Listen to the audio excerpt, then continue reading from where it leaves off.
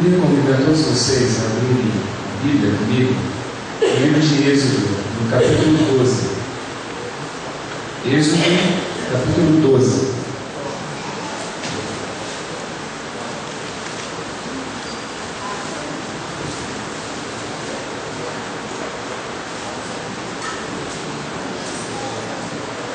Êxodo, capítulo 12.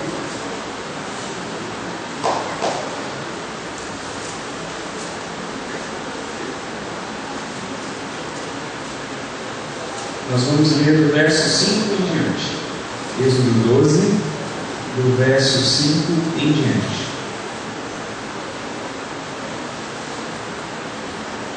Antes de nós lermos o texto da palavra, eu só quero aproveitar que eu estou com o microfone na mão, né?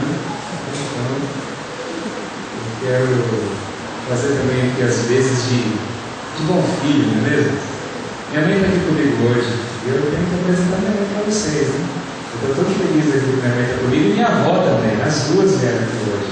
É a primeira vez que a senhora vem aqui nessa igreja, né, mãe? É a primeira vez que minha mãe vem aqui e minha avó também.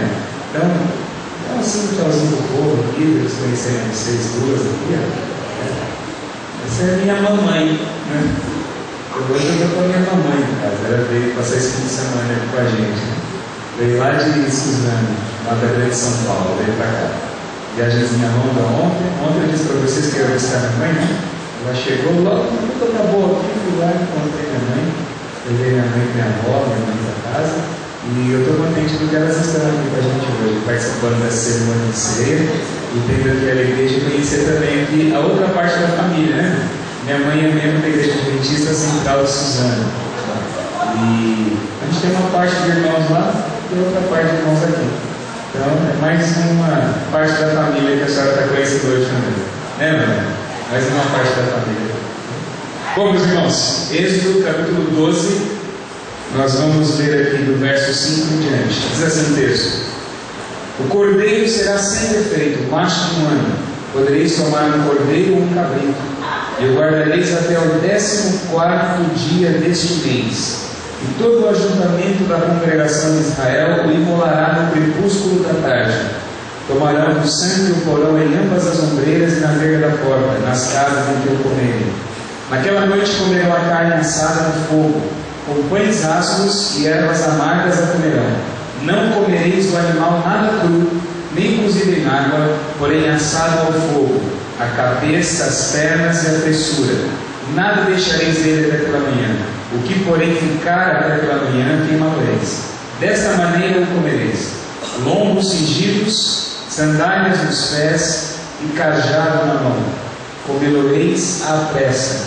O que é o cordeiro? É a que fala aí no final do verso 11, é a Páscoa do Senhor. Esse texto que eu li aqui, começando do verso 5 em diante, aparentemente não tem nada a ver com o que a gente está vivendo aqui agora nesse momento. Nós estamos aqui celebrando a ceia do Senhor, Santa Ceia, como a gente costuma chamar, cerimônia de comunhão. Cada grupo religioso dá o seu nome particular a essa cerimônia. A cerimônia do ágape, como nós falávamos no passado, antigamente, mas é a cerimônia da ceia, a ceia de Jesus. E a ceia de Jesus, para nós cristãos, ela parece absolutamente desconexa do seu contexto, do seu ambiente inicial. Muita tradição, muito dogma, muito mistério, muitas prescrições, leis e regras foram colocadas sobre a cerimônia do Senhor. Muitas pessoas criaram místicas em torno da ceia do Senhor. Muitas pessoas colocaram até uma aura assim de mistério em torno daquilo que acontece na ceia do Senhor. Desde a tradição eucarística da Igreja Católica, que vê na hóstia a transubstanciação, até alguns mandamentos bobos que foram inventados, como por exemplo a ideia de que para participar da ceia você não pode pecar, né? A pessoa vai participar da ceia e fala assim: eu não sou digno. Digno ninguém é. Se fosse por dignidade, essa igreja estaria vazia para responder. Sem ninguém.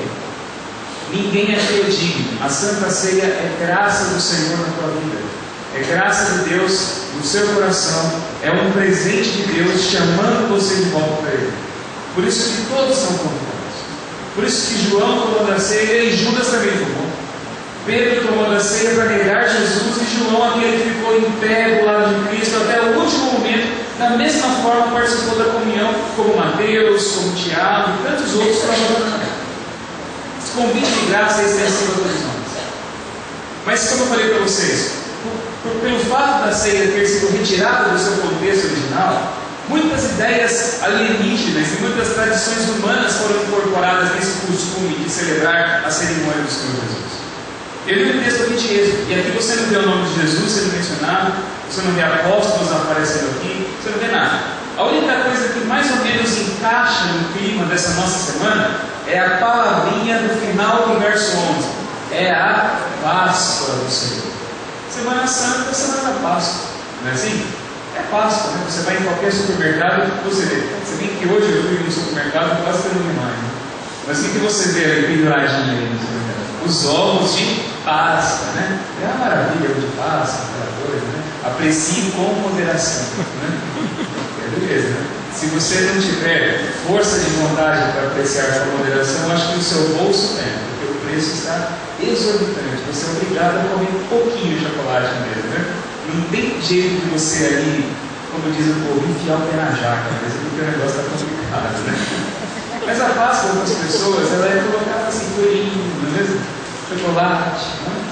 Ou o máximo ainda, aqueles que querem ser mais puristas, vamos falar o seguinte: a Páscoa é a festa que celebra o que mesmo? Oi? Que celebra? A Páscoa? Celebra a ressurreição. Não é a morte, é a ressurreição. A morte é essa integração, né? A Páscoa é a ressurreição de Jesus. Não é mesmo? Então, muitos quando querem ser mais puristas. Mas o problema é que, de acordo com a Bíblia, a Páscoa não celebra a ressurreição de Jesus. Não celebra. Eu acabei de ler o texto da Páscoa aqui. Falou da ressurreição de Jesus aqui no texto que eu li para vocês? Hã? Falou da ressurreição aqui? Não. O que esse texto diz? Esse texto está contando a história da libertação do povo no cativeiro do Egito. Aqui, o personagem principal da história aparece aqui no verso 12. Ou melhor, no verso 1 do capítulo 12. Diz assim: disse o Senhor a quem? A Moisés e a Arão em que lugar? Na terra do Egito. Quer dizer, essa história aqui da Páscoa, ela acontece aproximadamente 1500 anos antes de Jesus nascer. É aqui que está acontecendo a Páscoa. O povo era escravo, debaixo do domínio do faraó. Eles eram mão de obra barata ali que o faraó possuía. E Deus havia mandado Moisés com a ordem de libertar o povo da escravidão. O faraó ficou feliz com aquilo que ele ouviu, não é mesmo? Tudo que ele queria era um recado divino exigindo a libertação do povo hebreu. Era isso? Claro que não. Ele não queria se livrar daqueles escravos. Pelo contrário, eles eram úteis na construção dos seus monumentos e as suas obras faraônicas no Egito. Ele não queria. E de fato ele não aceitou essa ordem divina. E por isso o Egito foi ferido por 9 vezes por pragas terríveis. O rio Nilo deu sangue, rãs encheram a terra do Egito, piolhos, pestes, gafanhotos, trevas, úlceras, doenças, coisas horríveis aconteceram para aquele povo por causa da dureza do coração daquele homem, que brincava com Deus. Ele falava: olha, Moisés, se você tirar essa praga, eu deixo o povo ir. A praga ia embora, o povo ia. Ele continuava mantendo o seu jugo de servidão sobre aquelas pessoas. Até que Deus disse para Moisés o seguinte: Moisés, agora vai ser a 10ª praga e essa é a última. E agora dessa vez a praga vai ser a pior de todas. Todos os primogênitos do Egito vão morrer, de homens e de animais. Os que nasceram, os mais velhos, os filhos mais velhos, eles vão morrer, por causa da dureza do coração do faraó e desse povo. Mas aquele que acreditar no que eu disser, aquele que acreditar na palavra que vai ser enviada por seu intermédio, e realizar o seguinte: tomar um cordeiro, separar aquele cordeiro, sacrificar o cordeiro, passar o sangue nos batentes das portas, comer aquele cordeiro assado com pães sem fermento e ervas amargas, da forma como eu prescrever para você, aquele que fizer isso vai ser poupado. A morte não vai chegar na sua casa, pelo contrário, quando no dia seguinte amanhecer, esse vai participar do livramento, da redenção, da salvação. Porque no dia seguinte, a essa noite terrível de morte e de tristeza, vocês serão libertos definitivamente da terra do Egito. Essa foi a promessa de Deus. E o povo manteve o cordeiro guardado até o 14º dia do mês. E de acordo com o calendário judaico, é hoje. Hoje é o 14º dia do mês de Nissan. Hoje é Páscoa. Nesse exato momento, no Brasil, pelo menos, né, que agora é noite no Brasil, aqueles lares judeus que seguem o horário de Brasília, centenas de famílias estão reunidas agora celebrando a Pessa, que é a Páscoa no hebraico. Hoje é o primeiro dia e amanhã é o segundo dia. São as 2 noites em que a cerimônia de Pessa é celebrada nos lares judaicos. E nesse ano, coincidentemente, a mesma sequência cronológica da festa, como foi na semana de Jesus, está acontecendo. Hoje é Páscoa, amanhã também. Então esse sábado é um sábado considerado o sábado grande para o judeu. Shabbat Gadol, ele fala assim, Shabbat Hagadol, é o sábado grande, um sábado festivo, é um sábado especial. Porque além de ser Shabbat, além de ser sábado, também é Pessa, também é Páscoa. Hoje é Páscoa, essa que é a verdade. Para o judeu. Para o cristão vai ser domingo, né? Ele celebra a ressurreição de Jesus. Entendeu? Mas quando a gente lê aqui a história, como eu falei para vocês, aqui você não vê ovo, né? Você não vê coelho, e nem vê chocolate. E você vê o cordeiro assado, o pão sem fermento e as ervas amargas. Essa é a Páscoa na Bíblia, que celebra a libertação da escravidão. Como eu disse para vocês, a história da vida de Jesus, ela também é marcada por essas cerimônias festivas dos judeus. Quando Deus instituiu essa cerimônia, todos os hebreus comeram o cordeiro, o pão sem fermento e as ervas amargas. E a Bíblia fala: vocês vão comer com pressa, façam as malas de vocês, cajado na mão, sandália no pé, prepare a bagagem, porque de manhã cedo vocês vão ser libertos. E foi assim que eles comeram, com pressa, no pé, comeram a carne do carneiro, comeram o pão sem fermento, comeram as ervas amargas. E de manhãzinha cedo o Egito desperta com um pranto de lamento de todas as famílias egípcias. Não havia casa que não havia morto, é o que fala a Bíblia. E Faraó deixa o povo ir. E eles foram libertos e foram embora da terra de Egito. E aí se instituiu a festa da Páscoa. Nesse dia ela foi um ato de libertação e de fé.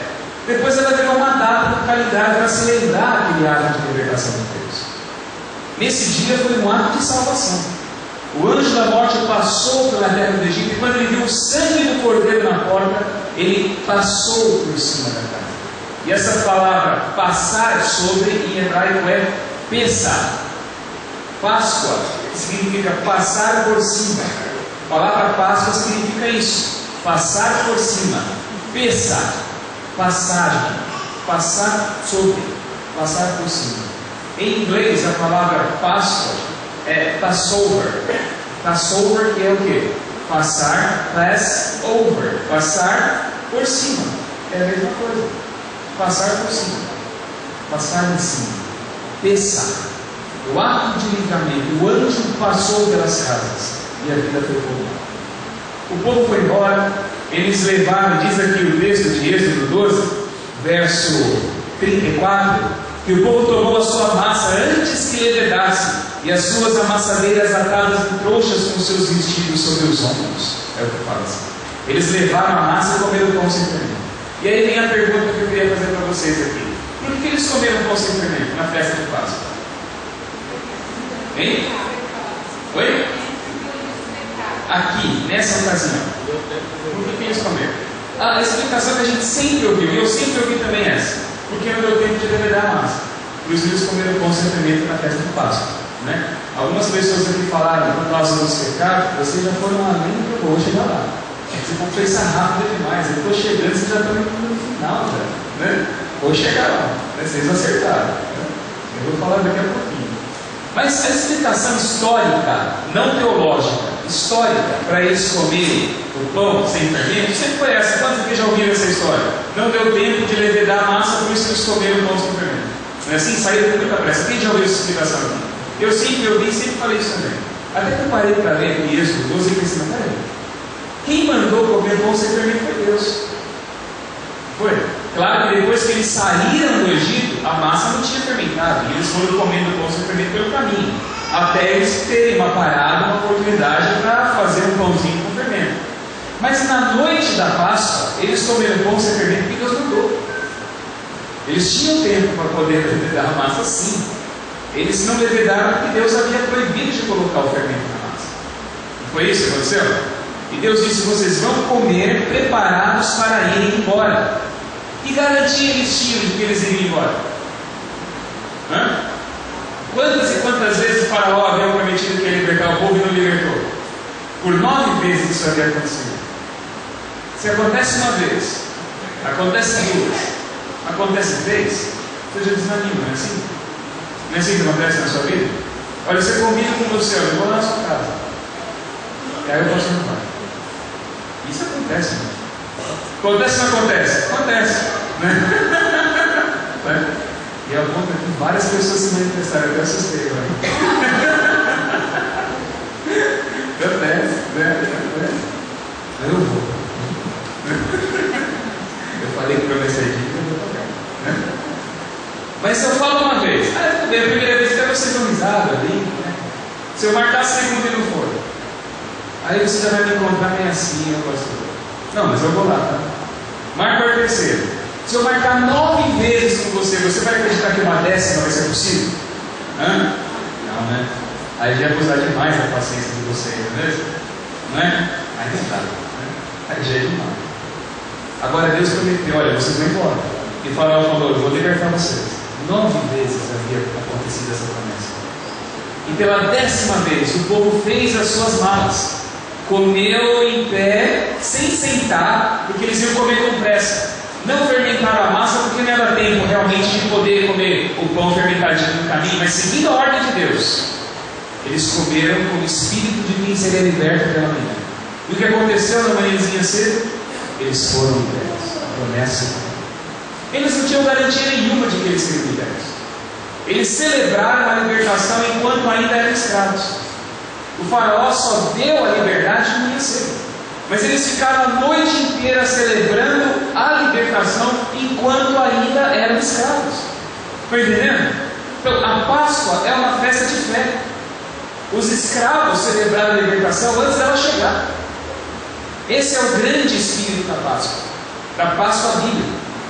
Aí, meus irmãos, durante os anos de vida do ministério de Cristo, 1500 anos depois, Cristo, como bom judeu que era, Jesus não era cristão, ele era judeu, né? A igreja aparece depois. Durante os anos de vida dele aqui, ele celebra todo o calendário religioso e todas as tradições do povo judeu. Jesus, como judeu que era, participou de muitas cerimônias de festa.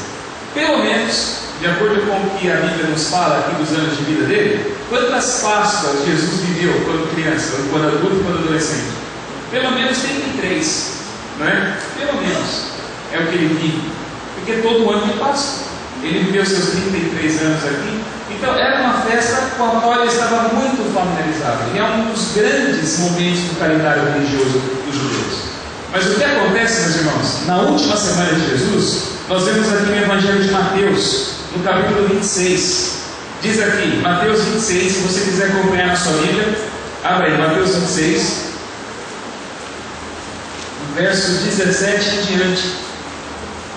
Mateus 26, o verso 17 em diante diz assim: no primeiro dia dos pães ázimos. Olha, que pães ázimos é esse aqui? Que primeiro dia é esse? É o dia da Pêssah. Primeiro dia, é o dia que começa a festa da Páscoa, dos pães sem fermento. No primeiro dia dos pães ázimos, vieram os discípulos a Jesus e lhe perguntaram: onde queres que te façamos os preparativos para comeres o quê? E aqui não é ovo de chocolate não, é comer o cordeiro, com as ervas amargas, com o pão sem fermento, como era tradicional para todos os judeus. E agora não estão mais celebrando aqui a festa, seguindo as ordens de Moisés, a expectativa do que vai acontecer. Eles celebram a Páscoa agora como uma lembrança do ato de livramento de Deus no passado, e fazem assim até hoje. Mas aqui havia uma expectativa. O povo estava debaixo do jugo dos romanos. Eles não eram livres na terra deles. E a cerimônia de Páscoa estava sendo feita em Jerusalém com Jesus e seus discípulos. E Jesus havia entrado poucos dias antes em Jerusalém, sentado no lombo de jumentinho, sendo saudado como rei do povo. Não foi assim? Assim que ele foi recebido, sendo saudado como rei. Então as pessoas aguardavam que ele se manifestasse como rei. E ali, naquele contexto da festa da libertação, ele livrasse o povo do jugo dos romanos. E não foi o que aconteceu. Por isso o povo, decepcionado, e alguns deles até se voltaram contra Jesus, julgando Jesus um charlatão, um enganador. E alguns deles pediram a morte de Jesus quando ele foi apresentado, açoitado e coroado com espinhos, naquela manhãzinha de sexta-feira. Embora não foi toda a multidão que fez isso, até porque não cabia a população toda de Jerusalém ali na corte de Pilatos, apenas alguns tiveram acesso àquele julgamento de Jesus, mas muitos ficaram decepcionados, pensando, mais uma coisa porque eles tinham uma ideia errada a respeito da obra do Messias. Mas Jesus sabia o que ele iria realizar. Por isso, quando ele vai comer essa Páscoa com os seus discípulos, ele tem diante dele o pão sem fermento, ele tem o suco puro de uva, que era utilizado também na cerimônia de bênção de Páscoa, até hoje é. Ele tinha o cordeiro assado na mesa, ele tinha as ervas amargas, tudo aquilo posto diante dele. Era a festa da libertação, era a cerimônia da Páscoa, que lembrava o ato de intervenção de Deus libertando o povo do cativeiro. Só que Jesus estava ali consciente de que ele derramaria o seu sangue na cruz para livrar o povo do cativeiro muito maior do que aquele que era infligido pelos romanos, muito maior do que aquele que havia sido infligido pelos egípcios ou por qualquer outra nação estrangeira. Ele iria libertar o povo de vez de todo o cativeiro e toda a opressão que o pecado pode causar na vida de qualquer um que é cego do pecado. Ele iria fazer isso pelo sangue dele. Ele era o grande cordeiro. Dessa vez não tinha sanguinho de animal no umbral da porta e não tinha anjo da morte para matar o primogênito. Ele ia libertar todos de uma morte que afeta todos os seres vivos e toda a natureza, a morte que todos nós sofremos. É desse cativeiro que ele vai libertar. De toda a opressão, de toda a limitação, de toda a conjuntura, de toda a circunstância negativa, de todo sentimento de derrota, de todo sentimento depressivo, de tudo aquilo que te prostra de vez, de toda a ação satânica que pode ser exercida na vida de qualquer pessoa. Só que para isso ele pagou o preço, e o preço ele pagou na cruz, ele tinha consciência disso. É por isso que ele pega o pão, depois de realizar todo o ritual judaico da Páscoa. Esse ritual do jantar tem um nome, eles chamam de Seder. É a janta da Páscoa. Seder de Pessa, é assim que ele chama. Depois de seguir toda a ordem do Seder, todo o jantar de Páscoa, ele toma o cálice, ele toma o pão, e ele ergue o pão, abençoa o pão, e ele diz: esse pão que sempre foi o pão da escravidão, que sempre foi o pão da servidão, esse pão agora tem um significado novo. Esse pão agora representa o meu corpo, que vai ser entregue a vocês. Por isso vocês vão tomar e comer. Eu entrego o meu corpo a vocês.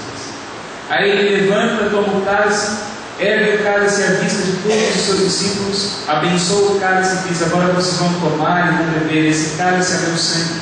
É o sangue do compromisso, é o sangue da aliança que eu estou firmando com vocês agora. Todo aquele que desejar e acreditar na libertação e na obra de livramento que eu estou realizando com vocês, vai beber desse cálice e vai entrar na aliança comigo. Jesus pagou o preço disso tudo na cruz, e a cruz é um ato de libertação de Deus.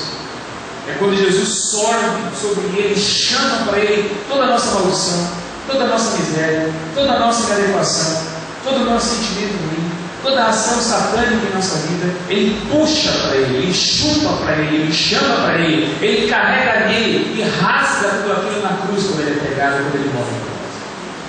E ali ele paga de uma vez por todas o preço e garante o acesso livre à presença do Pai para todos os seres humanos. Porque quando ele tomba a cabeça na cruz do Calvário, o véu do templo se rasga, mostrando para mim e para você que não há mais nenhum empecilho de nenhum de nós à presença do Pai.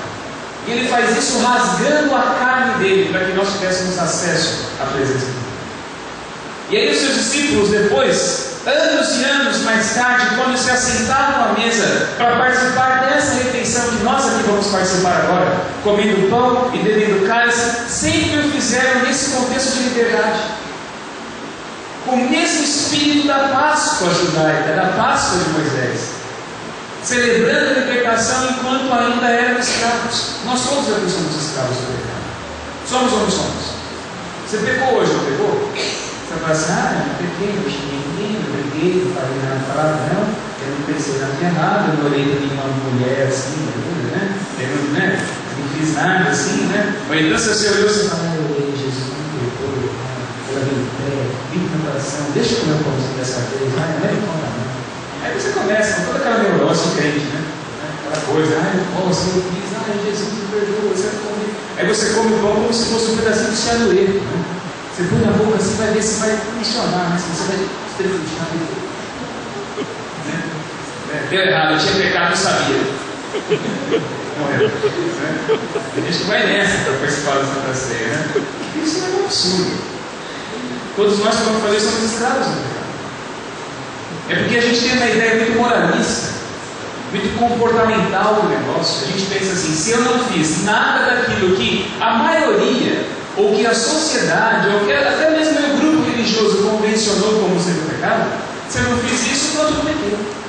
Então eu posso participar da Santa Ceia. Eu não gostava nem muito da cara daquele cara, mas aí eu cheguei, né? Pô, eu participar da ceia, né? Fica mal. Não tem nada a ver com ele. Agora tá tudo bem.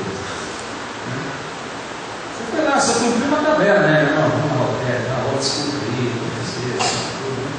Você continua achando ele pedido, mas você pediu perdão, tá tudo legal, né? Mas eu perdoei ele, tá tudo bem entre nós. Ninguém vai olhar um para o outro, nunca mais. É só comentar outro. Mas tá tudo bem entre nós, agora um pé do outro, agora já está liberado. Não é assim que a gente pensa, né? As nossas ideias bobas. Né? Quem que a gente fez que a gente engana? Né? Só a gente mesmo. Porque Deus sabe o que vai ter no nosso coração. Aí você fala: na semana eu fui todas as noites, eu participei, eu fiquei ouvindo o pastor falar, eu fiz tudo certinho, agora me limpei, purifiquei, sou digno da ceia. Não digo ninguém. Eu já falei, todos nós somos escravos do pecado. Nós vamos participar da refeição da liberdade, mesmo ainda sendo escravos. Só que você participa da cerimônia da liberdade acreditando que logo que o dia amanhecer você vai ser salvo. E Jesus não está voltando, meus irmãos, para nos libertar a todos. Mesmo ainda do lado de cá, vivendo todas as limitações, vivendo todas as amarras, vivendo toda a angústia do pecado, vivendo todas as circunstâncias negativas, todas as ambivalências, as ambiguidades da minha própria natureza, que um dia está amigável com Deus, um dia está com raiva dele, que um dia está ali aberta, se derretendo de amor, espiritualmente falando, e outro dia está toda formal, distante, cheia de anedóticos com o Espírito Santo. Mesmo dentro tudo isso, esses nossos vai e vens, e sobe e desce, né? Esses altos e baixos da nossa espiritualidade, mesmo assim, hoje Jesus te convida para tomar a ceia da liberdade. E eu acredito que mesmo ainda sendo escravo, hoje eu posso, pela fé, viver como homem livre. Mesmo sendo escravo. E que Ele me dá poder para me libertar do pecado. Você vai participar da ceia, e saindo daqui você vai voltar para a tua casa, e a vida vai transcorrer como sempre foi. A gente está vivendo um clima de sábado, de fim de semana, de feriado, então os dias são um pouquinho diferentes. É segundona, vai ser segundona de trabalho para todo mundo, e a vida vai ser a mesma. Sua casa agora, quando você sair daqui, vai estar no mesmo lugar, com as mesmas pessoas que moram lá, com os mesmos problemas e com as mesmas realidades que você sempre viveu e amargou todos os dias. A diferença não vai estar do lado de fora, a diferença vai estar agora dentro do seu coração. E essa é a diferença que Deus quer fazer na sua vida. Ele não quer transformar magicamente o mundo que te cerca. Ele quer mudar a sua disposição mental e o seu coração para receber e para lidar e para enxergar esse mesmo mundo que te cerca. Isso é você ser livre. Porque é fácil Deus tirar todas as circunstâncias ruins à nossa volta e você vem em paz, feliz, cheio de fé. O difícil é você mesmo inserido no meio de toda a desgraça da rotina miserável que a gente vive, no meio dela, olhar para tudo com um olho de esperança, com um olhar de fé, com um olhar de disposição. E é isso que não o pão e nem o cálice miraculosamente vai fazer, mas é isso que, pela nossa disposição de participar com fé dessa Santa Ceia como cerimônia de libertação para a nossa vida, é isso que Ele promete fazer na sua vida hoje. Você tem fé nisso? Paulo diz aqui em 1 Coríntios capítulo 5 verso 7, falando da cerimônia de Páscoa, e não da Páscoa do ovo, não da Páscoa da ressurreição, porque a Páscoa da ressurreição não existe na Bíblia, meus irmãos. A verdade é essa. Nunca existiu Páscoa cristã na Bíblia. A Páscoa cristã apareceu séculos depois. Apareceu muito tempo depois de Jesus ter morrido, quando os cristãos santificavam o domingo e quando eles criaram um calendário religioso que misturava os cheio de todos os elementos espirituais cristãos, mas também mesclada com todos os elementos pagãos, com a ideia da adoração da deusa da fertilidade, que era a deusa Ishtar, Astarote, a deusa Esther, né? Esther e Ishtar é o mesmo nome. Por isso que em inglês Easter é Páscoa, né? Por isso que em alemão é Ostar, que é Páscoa, Ostera, é a deusa que os pagãos adoravam nessa época do ano. Aí misturou, é fertilidade, né? Era uma deusa que segurava um ovo na mão e tinha um coelhinho nos seus pés. Essa que é a imagem dela, porque ela era a deusa da fertilidade. No hemisfério norte, agora é a primavera. O inverno é muito rigoroso. O inverno simboliza a morte. Passou o inverno, a natureza começa a florescer. É a festa da fertilidade, a vida nova. Então eles adoravam o Deus da fertilidade. Aí eles eram cristãos, mas gostavam da festinha da Deus da fertilidade. Aí eles pensaram assim: pô, mas vida, fertilidade é vida, né?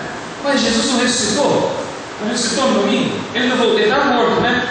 Como no inverno, ele está morto, né? Ele voltou a viver, como na primavera ele volta a viver também. Aí juntou a fome com a vontade de comer ovo. Aí virou a Páscoa, né? Que não tem nada a ver com a Bíblia, né? Não tem nada a ver com a Bíblia. Ah, pastor, mas é pecado então a gente fazer Semana Santa e culto de Páscoa? Não. Nós vivemos um contexto cultural cristão. Eu só estou dizendo para vocês como é que foi que o negócio aconteceu. Mas se o mundo todo aí está falando da morte de Cristo nessa semana, vamos explicar como é que é o negócio certo então. Não é? Vamos viver a tradição da forma correta como a Bíblia mostra. Por isso que eu estou lendo a Páscoa verdadeira para vocês. E olha o que Paulo fala da Páscoa verdadeira de Cristo em relação a nós. 1 Coríntios 5, verso 7 diz assim: lançai fora o velho fermento, para que sejais nova massa. Aqui ele está falando de que festa? A festa do ovo ou a festa da Páscoa dos judeus? Da Páscoa dos judeus. E os cristãos de Corinto também celebravam. E olha o que ele diz aqui: pois também Cristo, o nosso Cordeiro Pascal, foi imolado. Por isso celebremos a festa, não a festa do ovo, a festa da libertação. Não com o velho fermento, nem com o fermento da maldade e da malícia, e sim com os asmos da sinceridade e da verdade.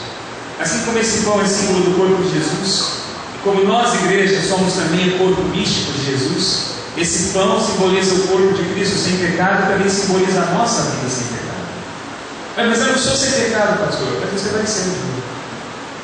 E é por isso que, mesmo sendo escravos agora, nós celebramos a libertação. Pela fé que nós temos em Jesus. Foi assim no tempo de Moisés e foi assim quando Cristo derramou o seu sangue. Jesus nos deu o pão e o cálice aos discípulos. Ele falou: é o meu corpo e é o meu sangue. Mas ele não demoliu. Celebrou antes de acontecer. E agora, da mesma forma, nós celebramos também pela fé, antes de acontecer. Mas eu posso ser livre hoje pelo Espírito Santo. E embora eu vou viver num mundo de pecado ainda por um tempinho aqui, meu espírito pode se ver livre do poder do pecado. É por isso que ele fala que o fermento é o símbolo do que mesmo, como vocês disseram? Nós somos nova massa, sem o poder do pecado em nossa vida. E vamos celebrar agora, meus irmãos, lavados pelo sangue de Jesus, purificados pelo sangue dele. Vamos entrar na aliança com ele. Vamos comer do pão e beber do cálice, comemorando a liberdade em Cristo que nós já temos. Porque pelo sangue de Cristo vocês foram libertos. Porque se o Filho vos libertar, verdadeiramente sereis livres. Se o Filho vos libertar, verdadeiramente sereis livres. Vamos lá, gente, todo mundo junto. Se o Filho vos libertar, verdadeiramente sereis livres. E hoje o Filho de Deus está aqui com nós para libertar toda a vida. Por isso que todos são convidados a participar da ceia. Ninguém deve ficar de fora.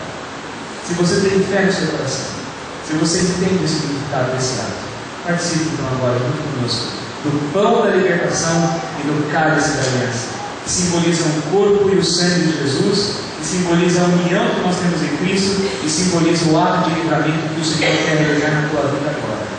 Não sei o que te prende, não sei quais são as suas limitações, não sei quais são os seus pecados, não sei quais são as suas neuras, não sei quais são os seus medos, não sei qual é a tua paranoia, mas Ele quer te libertar de tudo isso, porque na carne de Cristo e na cruz do Calvário o véu foi rasgado. Você tem acesso à presença do Pai, você foi liberto e você é chamado para ser nova criatura. E você vai ser nova criatura pelo poder de Deus, nosso Senhor. Amém.